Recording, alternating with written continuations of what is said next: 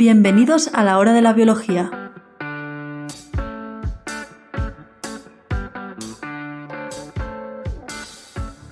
Buenas, bienvenidos al nuevo podcast La hora de la biología. En este podcast trataremos de comunicar de manera amena resultados científicos del campo de la biología. Pretendemos divulgar los últimos avances de la biología, pero también trataremos temas con cierta antigüedad siempre que nos parezcan interesantes. En un principio se trata de un podcast semanal, donde unos cuantos jóvenes investigadores nos reuniremos para comentar diferentes publicaciones científicas. Esta semana hablaremos del coronavirus. Hemos distribuido este especial coronavirus en varias partes, que serán publicadas de lunes a viernes. Trataremos temas como su origen, su estructura, métodos de diagnóstico, tratamientos y vacunas. En estos capítulos participaremos Pablo Monfort, bioquímico y bioinformático, Samuel Piquer, biotecnólogo y bioinformático, Noemí Caballero, biotecnóloga y bióloga molecular, Oriol Ruiz, bioquímico especializado en medicina translacional, y yo misma, Elena Guerrero, bioquímica y bióloga molecular. En este caso, tanto Samu como Noemí nos pueden comentar perfectamente cuáles son los síntomas presentes que causan la infección por coronavirus. Pues sí. Bueno, yo he mirado los síntomas en algunas publicaciones, también un poquito lo que dice la OMS y todo esto, pero por lo general, entre los síntomas más comunes que encontramos del COVID-19, tenemos la fiebre, la tos seca y la fatiga o cansancio, ¿vale? Pero también tenemos otros síntomas que menos comunes, como puede ser el dolor de garganta, el dolor de cabeza, problemas gastrointestinales, un poquito de diarrea, e incluso se han visto síntomas como la conjuntivitis y la pérdida del gusto o el olfato, que también han sido reportados. Y la verdad es que cuando te pones a leer tantos síntomas, como algunos son tan comunes, te entra un poco de hipocondría. Bueno, entre los síntomas más graves encontramos pues las dificultades. Dime. Es lo típico que ahora estás en el metro, en la calle, tose a alguien y dices ¡oh no, coronavirus! No, o que te duele un poco la cabeza porque ahora han cambiado un poco las temperaturas, ¿sabes? Y es en plan de ¡oh, Dios mío! Creo que ahora más los de urgencia que reciben todas las llamadas que no son coronavirus. Ya, pobrecillos. Tenemos que reclutar un médico para nuestro podcast. Pero bueno, de hecho el chiste continúa, vamos. Entre los síntomas más graves encontramos las dificultades respiratorias, que son de tipo variable porque afecta al tracto respiratorio, dolores o presión en el pecho y la incapacidad de hablar o incluso de moverse. Aunque estos síntomas más graves se han descrito en todos los grupos de edades, sí que es verdad que tenemos ciertos grupos de riesgo, como los ancianos, que son el grupo de edad más vulnerable. También las personas con condiciones clínicas previas, como pueden ser la hipertensión, diabetes, desórdenes cardiovasculares o enfermedades crónicas de pulmón, entre otras. ¿Vale? En estos casos es más probable que el virus llegue a causar neumonías, síndrome de distrés respiratorio agudo, el ARDS, y subsecuentes fallos multiorgánicos, ¿vale? Que son responsables de insuficiencias respiratorias y de las altas tasas de mortalidad para este virus.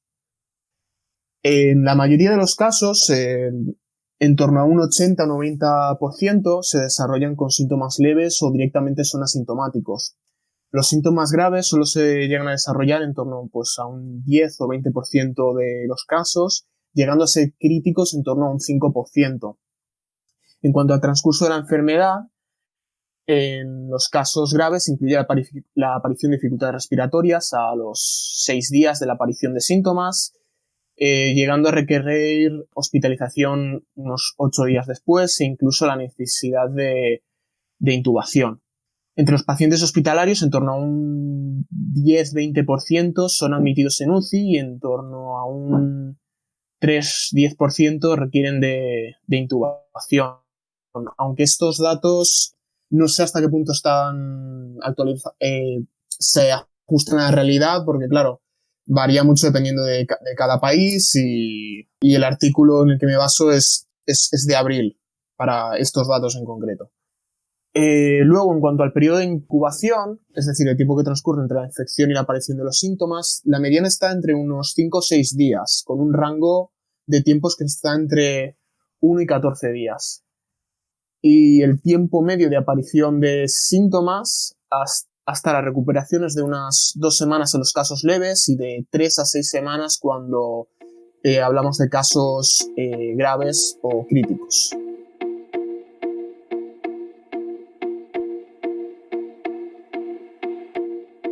Sí, tenemos un virus que ha sido modificado por los científicos malignos de Wuhan. Bueno, no. O sea, tenemos un virus que ha evolucionado para estar adaptado perfectamente a humanos. Normalmente, como ha comentado Samu, los síntomas principales aparecen en las vías respiratorias. Bueno, porque principalmente son las que presentan una mayor concentración de este receptor, pero también puede estar posible aparecer este receptor en otros tipos celulares, como también estaba comentando Noemí, que puede ser el riñón, el hígado o los intestinos, y también tejido cardiovascular, creo. A Oriol luego nos comentará un poco más de eso. A mí lo que me surge la duda con respecto a eso es si el pulmón es el primer afectado por la vía, porque al ser respiratorio, al final es el primero que recibe. Sí, pero creo que también la concentración, o sea, ahora mismo estoy divagando, pero juraría que he leído, como no sé la fuente tampoco, que hay una mayor concentración de este receptor en pulmón que en otros tipos celulares. Exacto, sí. Y también es verdad, por ejemplo, que los niños sean más asintomáticos es porque la concentración de AC2 en niños es menor que la concentración de AC2 en adultos. Por eso que los niños principalmente sean asintomáticos. Sí, no es el tejido con la menor concentración, pero sí que es de los que más concentración tienen de AC2. Y luego eso, como la vía de entrada es por ahí, pues es donde más concentración de virus hay. Por eso es el tejido más afectado. Vale. Pero hay más concentración de virus en tejido cardiovascular y en tejido reproductor femenino. En ovarios y placenta y útero. O placenta, cuando haya placenta. De virus no de receptor. Sí. Sí, de AC2. Vale.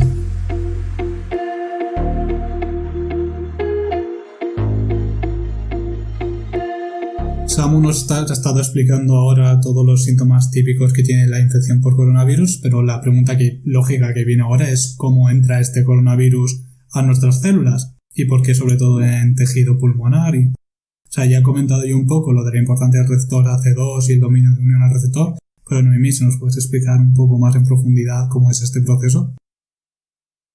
Bueno, sí, efectivamente yo he buscado información relativa a cómo es la interacción dentro del sistema inmune con el virus. Entonces, los artículos, como ya han comentado mis compañeros, los hemos buscado conforme a que ya estén revisados, por tanto, a lo mejor la información que voy a aportar no es la más actualizada, aunque día a día va cambiando, entonces es difícil mantenerse siempre al tanto de toda la información, ¿no? Sí, pero al menos buscamos que sea correcta. No puede ser no será la más actualizada, pero tampoco serán teorías que nadie ha revisado. Va a ser, al menos que a nivel científico, a nivel de los investigadores, ahí esté aceptada y sea correcta. Entonces, el artículo que he escogido, que está revisado y está ya publicado oficialmente, data de febrero o marzo, o sea, que a principios de la pandemia, y en ese entonces era importante la información que se tenía del SARS y del MERS, porque podíamos extrapolar toda la información de estos dos virus a cómo influía en el coronavirus. Y también se han hecho los mismos estudios que se hicieron en ese entonces para este virus, porque ya tenemos como esa base. De hecho, el receptor AC2 es reconocido por el SARS, el primero, y por el segundo. O sea, esa parte la comparten. Como ya bien dijo mi compañero Pablo, SARS-2 tiene la proteína de la espiga, o spike, la proteína S, y esa es la que interactúa con el receptor AC2 y es la que internaliza dentro de la célula. Por eso también se tiende, o hay un tropismo, se dice, hacia los neumocitos tipo 2, porque son los que expresan ese tipo de receptor, aunque también se ha visto en múltiples órganos, después de las autopsias, se ha visto que el AC2 está en pulmón, corazón, riñón, intestino y cerebro. También por eso la sintomatología que dijo Samu acerca de, por ejemplo, diarrea con intestino, o también se ha visto casos de problemas cardiovasculares que después comentará Oriol. No solo va a afectar al pulmón, va a afectar a múltiples órganos.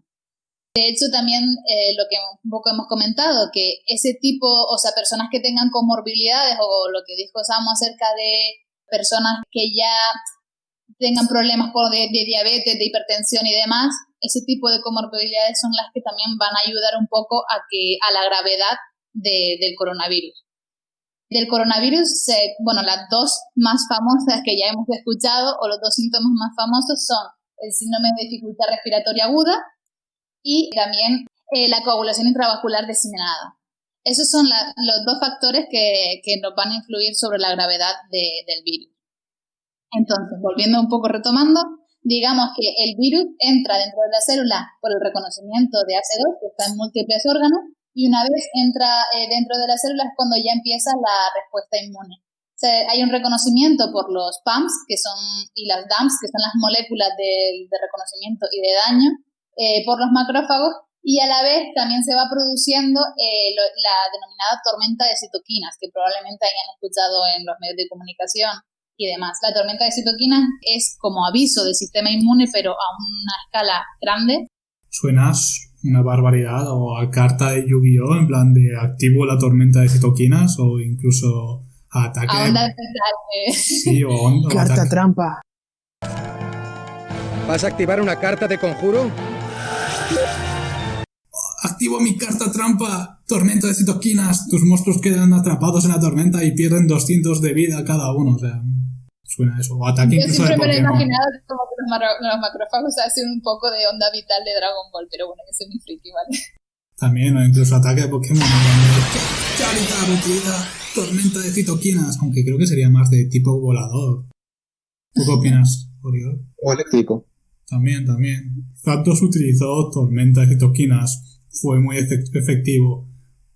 Yodo no podía quedarse paralizado, pero yo qué sé, por ejemplo, Magikarp quedó paralizado, quizá no se mueva.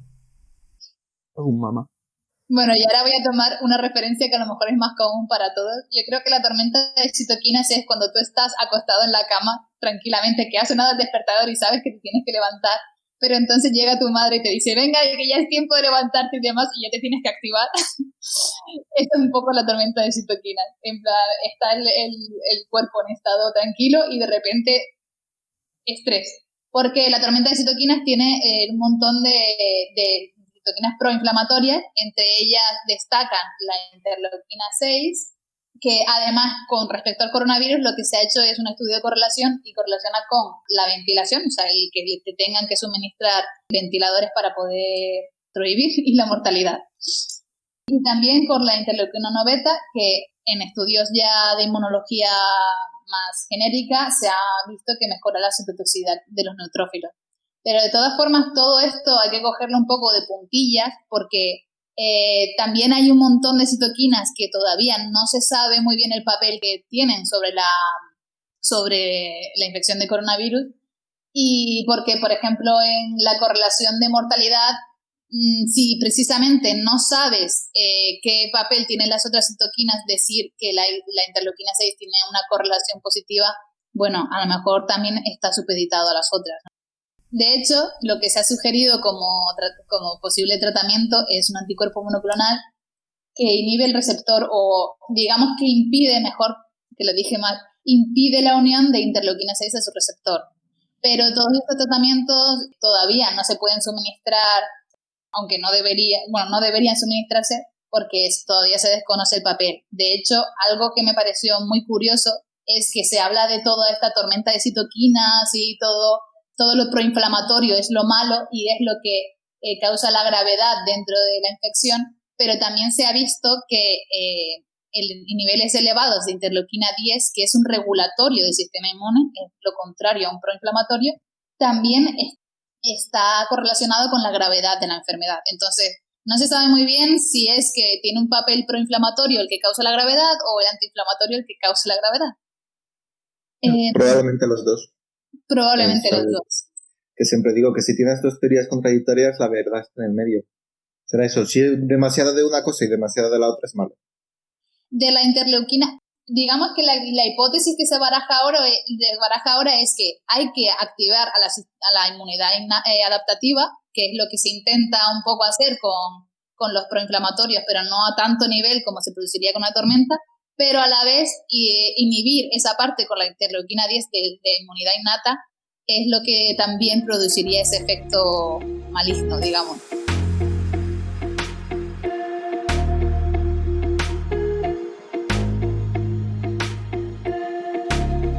reconduciendo el tema del desarrollo de la enfermedad a cómo se transmite la enfermedad, cómo entra la enfermedad en nosotros, ¿qué más tenías que aportar, Samu, sobre este apartado?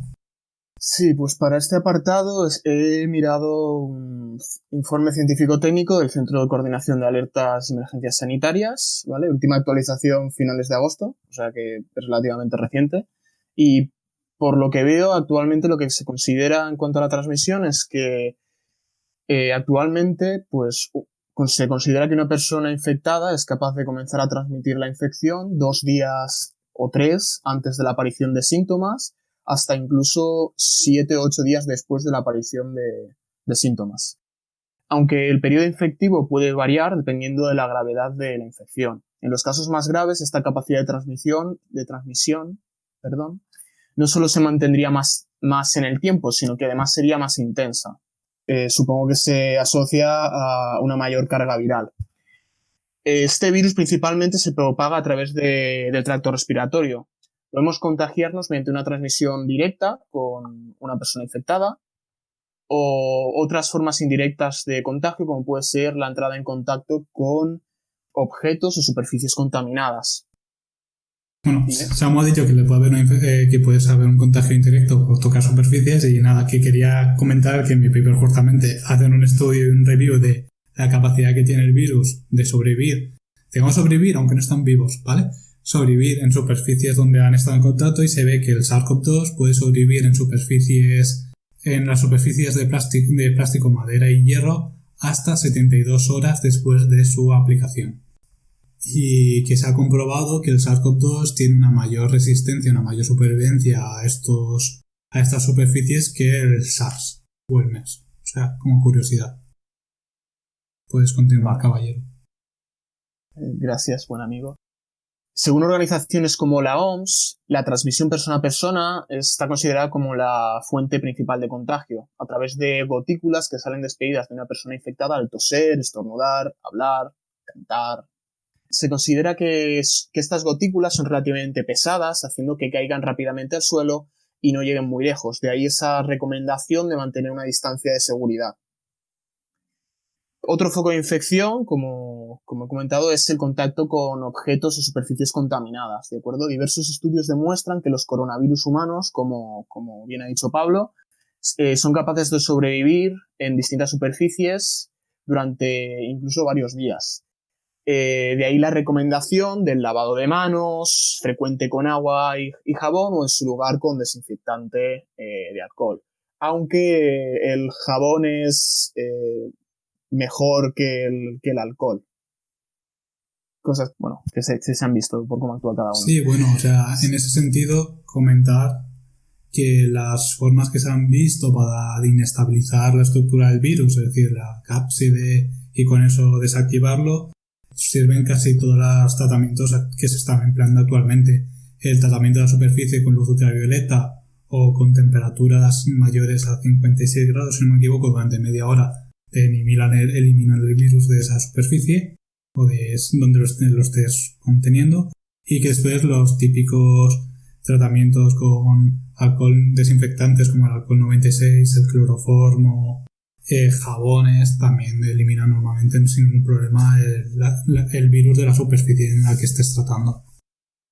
O sea, ¿El cloroformo también mata el virus? Sí, puede ser Oh, Dios. Voy a decirle a la gente, mira, ve a curarte el virus, huele este pañuelo. A ver, es un chiste lo que acaba de hacer Oriol, aunque la gracia aún no la hemos encontrado. Todos estos tratamientos los estamos comentando para superficies, es decir, para las manos, para la mesa, para el pomo de la puerta. Sí. No hagáis la gran idea de Donald Trump de inyectar lejías. O sea, porque sí, seguramente te mata el virus, pero junto al virus todas las células de tu cuerpo que están en contacto con esa lejía. Así que puedes eliminar el virus y puedes morir. Allá tú. Es importante saber la diferencia entre antiséptico, antibiótico y desinfectante. Además, antibiótico te lo metes al cuerpo, todo lo demás no. Sí, pero en este caso tampoco los antibióticos funcionan. Por ejemplo, la mejor manera de matar el virus es el sol. Te metes en un cohete, te tiran directo al sol y ya no tienes el virus. el calor desinfecta, por lo tanto, si te metes en una hoguera y dejas... El fuego purifica. Ya lo decía la Inquisición en su época, el fuego purificará, o sea, no es mala idea. Bueno, eso, como ha dicho Oriol, hay que tener en cuenta diferencias entre antibióticos. Sí, igualmente, los antibióticos son para bacterias, así que tampoco. Sí, es lo que iba a decir, porque me acuerdo que en Antena 3 comentaron lo de que los antibióticos, menos mal que teníamos antibióticos para tratar el COVID, y eso no. Antibióticos es para anticosas vivas, sobre todo bacterias. El virus no está vivo, por lo tanto no lo puede tratar.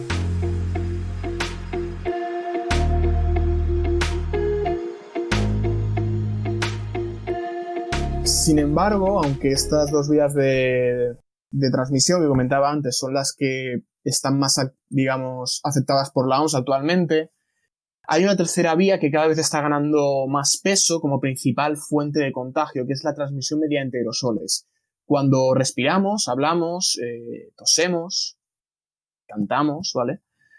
También podemos generar partículas más pequeñas que estas gotículas de las que hablábamos antes, que pueden quedar suspendidas en el aire durante varias horas. De hecho, este julio se publicó una carta firmada por más de 230 científicos que advertían de la falta de reconocimiento por organizaciones como la OMS de la importancia de esta vía.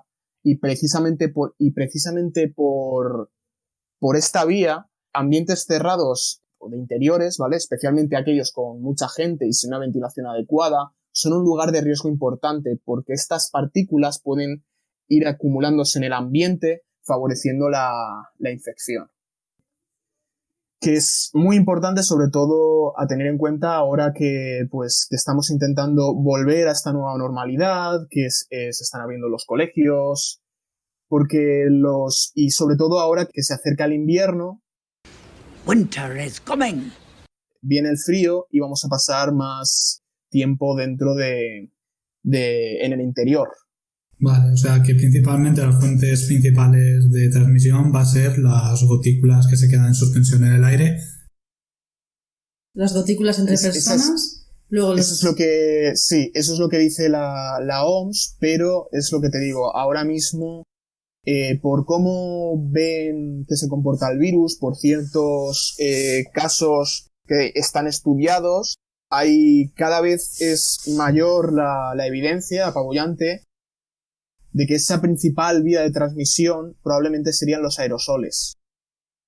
Y eso también implicaría replantearse ciertas medidas de precaución que se están tomando a este nivel. Pero los aerosoles no serían también en plan... derivan de las gotas de agua que vas a hacer mientras hablas. Claro, pero se quedan en el aire. Sí, a eso me refiero. Claro, el problema, exacto, la diferencia es eso. No me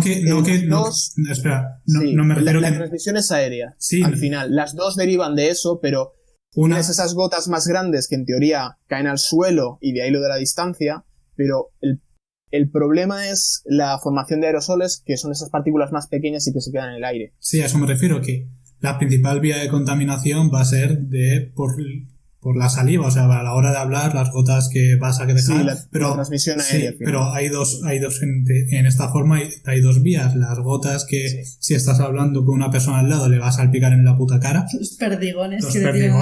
Lo típico que es una... Ya hay gente que ya es de normal deberías dejar distancia de seguridad por la forma en la que habla. Y luego están estas gotas, que son las más pequeñas que estás comentando tú, que se van a quedar flotando en el aire y que se puede transmitir a una distancia aún mayor, supongo. Sí, exacto. Que esto es uno de los principales riesgos que va a haber ahora, como estás diciendo, cuando se abra en el colegio, sobre todo, que actualmente, ahora las profesoras supongo que sí que pueden dejar las ventanas abiertas de par en par, porque ahora estamos en octubre, pero aún estamos en verano, pero ahora dentro de unos meses que llega el frío y como tú dices se va a cerrar por el frío, porque joder, a las 9 de la mañana en un cole no vas a tener abiertas todas las ventanas de par en par. Los niños deberían llevar entonces Llevas a los niños con chaqueta todo el rato, no lo sé, o sea, si es tan importante los aerosoles debería replantearse mantener unas medidas de ventilación en las aulas y en los espacios cerrados. Al final esta carta lo que advertían es eso, de que esta vía de los aerosoles no se le estaba prestando suficiente atención y sobre todo con la época que viene en delante hay que tenerlo bastante en cuenta precisamente por eso, por el riesgo que implica. Y se podían implantar medidas, pues eso, una ventilación adecuada mediante filtros, yo qué sé, que al final renueven el aire de las habitaciones, o pues abrir las ventanas y todo esto, pero es algo que implica riesgos importantes y que se tendría que empezar a tener más en cuenta y pensar medidas de actuación concretas.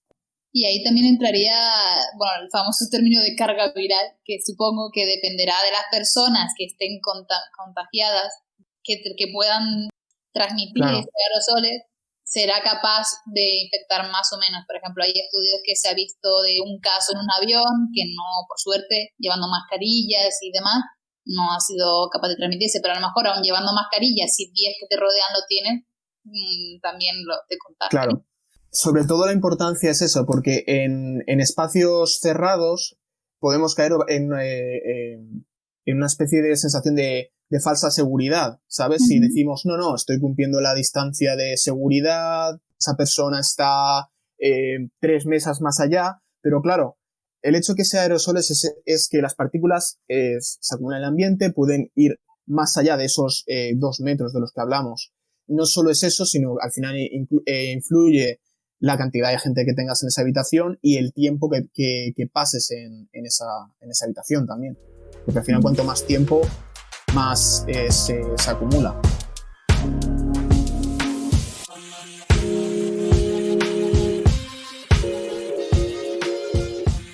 Tanto Samu como Noemí nos han explicado con gran profundidad cómo se desarrolla y cómo se introduce la enfermedad en nosotros como huésped y todos los riesgos que hay a la hora de contagiarse y cómo más o menos cómo responde el sistema inmunitario frente a esta enfermedad. En ese aspecto creo que Noemí nos puede seguir explicando cómo responde el sistema inmunitario, o sea, porque nos ha hablado de la inmunidad innata, pero también creo que tendría que hablar un poco del sistema adaptativo.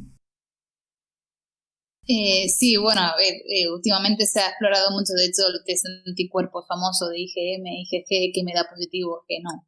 Conforme a eso, comentar, por ejemplo, la IgG es la de larga duración del reconocimiento, que es en otros virus como el SARS, se ha visto que tiene una inmunidad de hasta 2 años. O sea, digamos que si tienes IgG alta, se supone que al menos con el MERS se tendría una inmunidad de 2 años.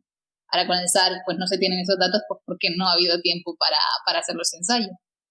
Y también se habla de la importancia de las células T, que primero se hablaba de que la inmunidad colectiva que no era tan efectiva como se esperase y demás, pero que tenían importancia los linfocitos T, que son los que al final llaman a los linfocitos B para que generen anticuerpos, o no, digamos que son como la cabeza pensante del sistema inmune. Y esas son las dos cosas que a comentar, que a lo mejor también se podría profundizar, pues por ejemplo con ensayos de vacunas, cómo se comportan estos tipos de anticuerpos y demás. Pero bueno, eso será cuando se administre la vacuna a nivel poblacional. Y también comentar acerca de posibles acciones que se tengan, por ejemplo, del síndrome de dificultad respiratoria aguda. Se ha visto que provoca una hipoxemia, lo que podría provocar una microcoagulación, y dentro de eso la coagulación intravascular diseminada, de la que hemos comentado, que podría ya acabar en fallo multiorgánico. Y también acorde a eso se han hecho como estipulaciones, pero que habría que confirmarlas lógicamente, acerca de que si ya las células endoteliales, que son las que producen la trombina no son las únicas, pero sí que tienen un gran papel dentro de la coagulación, las células endoteliales, que si producen más trombina y fibrina, o esas células, digamos, que están tocadas, están afectadas de alguna manera, no por respecto al coronavirus, sino por otras enfermedades, o por ejemplo con la edad, sí que podría ser causa de ese factor de que haya poblaciones, por ejemplo, de mayor de 60 años o gente con hipertensión y demás, que esté más afectada por el virus, pero esto habría que corroborarse. Y como ya he comentado, el coronavirus no solo afecta a pulmón, afecta a muchos órganos, y a lo mejor de esto podría hablar más en detalle Oriol. O sea, yo quería preguntarte, Noemí, dependiendo del paciente y del tipo de respuesta inmunitaria que desarrolle, o sea, ¿será más fácil que vaya a salir de la enfermedad? O sea...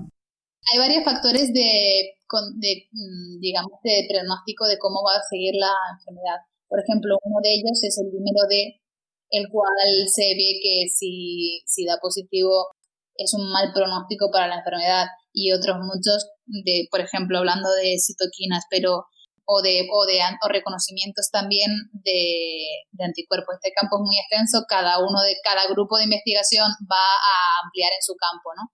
Por ejemplo, se ha visto que de células B y T hay epítopos contra las proteínas S, N, M y E. Pero, claro, todo esto tiene que ser estudiado con más extensión. O sea, tiene que ser estudios más fehacientes o con mayor escala de poblacional. Pero también quería comentar, o sea, que en un principio la respuesta óptima que se buscaría serían las TH1, sería como la activación de las células T citotóxicas para cargarte las células que contienen los virus, porque los virus están dentro de las células replicándose, normalmente no se encuentran en el exterior, por lo que el sistema, o sea, inmunitario, o sea, normalmente si tienes una infección con una bacteria sí que puedes crear respuestas más de este tipo TH2 que involucren anticuerpos. Y a ver, es que, o sea, no es una respuesta u otra, sí que hay como un mix, se combinan unas con otras, pero como que sería más deseable que haya una respuesta más citotóxica. Sí, claro. En un principio, cuando estás tratando con virus. Así que, dependiendo de la respuesta que pueda tener el paciente, es más probable que la enfermedad vaya a transcurrir con un buen curso o que vaya a tener más problemas. Si finalmente tienes una respuesta citotóxica, al final lo que vas a hacer es que estarás eliminando los reservorios que tienes de virus dentro de tu cuerpo. O sea, aquellas células que hayan sido afectadas, si te las eliminas, supongo que de esta forma también estás eliminando en gran medida la carga viral, porque al final es eso, los reservorios. Si eliminas las células, o sea, si tienes una respuesta de anticuerpos, al final seguramente vas a tener que la carga vírica va a poder con el número de anticuerpos que tienes en tu circulación, por alguna forma. O sea, no creo que vayas a tener una prognosis tan buena como en el caso de una respuesta citotóxica. Además, el coronavirus se ha visto que aunque vaya por la vía de TH1 o TH2, si se exacerba de alguna de las dos vías, acabas mal. O sea, tiene una respuesta fatal. Entonces, el problema radica ahí, en que no se sabe muy bien cuál es el balance o cuál tiene que ser el balance. Definitivamente tiene que haber uno. Y obviamente se tienen que producir las dos vías de reconocimiento de anticuerpos, porque si no, no tendrías inmunidad, y también de citotoxicidad, porque es clave también para matar al virus de una forma más rápida. Entonces, pero si se ha visto que las citoquinas que se generan dentro de las dos vías, que son las que al final causan la carga de sensitización, si están aumentadas en ambas, al final se tiene un mal pronóstico.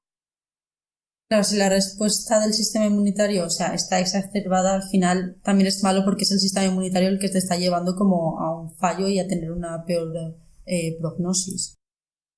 Claro, al final todo esto o lo que se acaba, al final yo diría que el mal pronóstico, según lo que he visto, viene dado por la coagulación, es decir, el SID o la coagulación intravascular diseminada. Entonces, si todo esto va llamando al sistema inmune, se va creando un proceso de proinflamación y al final acaba en coagulación, que es lo que impide el funcionamiento de varios órganos, entre ellos el pulmón, y que es lo que se supone que acaba en fallo multiorgánico. O sea, que es todo una cascada de sucesos. Efectivamente, si el sistema inmune al final es el que produce la mayor cantidad de síntomas, pero a la vez es necesario para eliminar el virus, pero si hay una respuesta exacerbada, por supuesto que va a haber un mal pronóstico.